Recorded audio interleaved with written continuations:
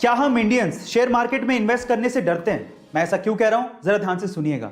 ये तो आपको पता ही है कि अगर आपको शेयर मार्केट में इन्वेस्ट करना है तो आपको एक डीमैट अकाउंट की जरूरत होती है। अब आंकड़े सुनिए, हमारे देश की जनसंख्या है 138 करोड़ और इस 138 करोड़ की जनसंख्या वाले देश में टोटल डीमैट अकाउंट कितने खुले हैं पता है?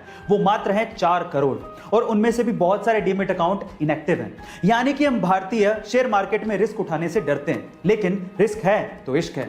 मैं आपको एग्जांपल देता हूं। राकेश झुनझुनवाला, जिन्हें हम इंडिया के वॉरेन बफेट भी कहते हैं, उन्होंने सन 1985 में मात्र 5,000 रुपए से शेयर मार्केट में इन्वेस्टमेंट शुरू की थी और आज उनकी टोटल नेटवर्थ 14,000 करोड़ रुपए है। गाइस, अगर आप भी इन्वेस्ट करना चाहते हैं तो डीमैट अकाउंट का लिंक डिस्क्रिप्शन बॉक्स में गिवन है। ऐसे अमेजिंग वीडियोस के लिए share, subscribe and like. Corona के समय में उन परिवारों को बहुत ज्यादा झेलना पड़ रहा है जिनमें कोरोना की वजह से कमाने वाले की मृत्यु हो गई है, और अगर वो कमाने वाला किसी प्राइवेट जॉब में था तो ये तो और समस्या का विषय है। इसी बीच टाटा स्टील ने अपने कर्मचारियों के लिए कुछ ऐसी घोषणा की जिससे उन्होंने सबका दिल जीत लिया।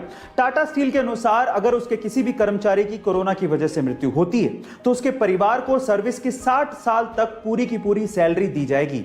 इसके अलावा परिवार को रहने के लिए घर दिया जाएगा और मेडिकल की सुविधाएं भी दी जाएंगी, और तो और उनके बच्चों के पढ़ाई का खर्च भी कंपनी ही उठाएगी। गाइस, टाटा स्टील की ये पहल आपको कैसे लगी चैट सेक्शन में जरूर लिखेगा और ऐसे अमेजिंग वीडियोस के लिए share, subscribe and like. Guys, आप में से बहुत से लोगों का एसबीआई यानी कि स्टेट बैंक ऑफ इंडिया में अकाउंट जरूर होगा या फिर आपने उसके शेयर्स खरीद रखे होंगे, लेकिन क्या आप लोग इस बैंक की हिस्ट्री जानते हैं कि ये बैंक कितना पुराना है? चलिए मैं आपको बताता हूं। 1806 में इस बैंक को बैंक ऑफ कोलकाता के नाम से खोला गया था। बाद में इसका नाम बदलकर बैंक ऑफ बंगाल कर दिया।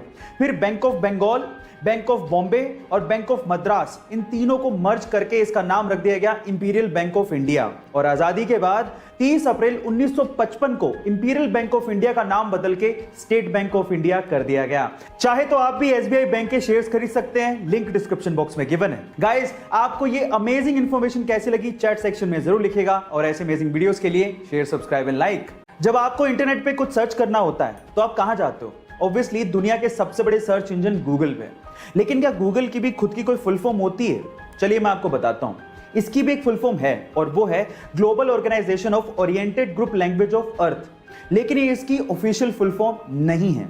देखिए, गूगल शब्द गूगल के फाउंडर्स ने ही इजाद किया था और ये वर्ड गूगल से इंस्पायर्ड था। और गूगल एक नंबर है जिसमें एक के पीछे 100 जीरो होती है। ये इतना बड़ा नंबर है। गाइस, आपको ये इंटरेस्टिंग फैक्ट जान के कैसा लगा चैट सेक्शन में जरूर लिखेगा और ऐसे अमेजिंग वीडियोस के लिए यूट्यूब पे हमारे चैनल को सब्सक्राइब कर लीजिएगा, वीडियो को शेयर करिएगा और लाइक करना मत भूलिएगा।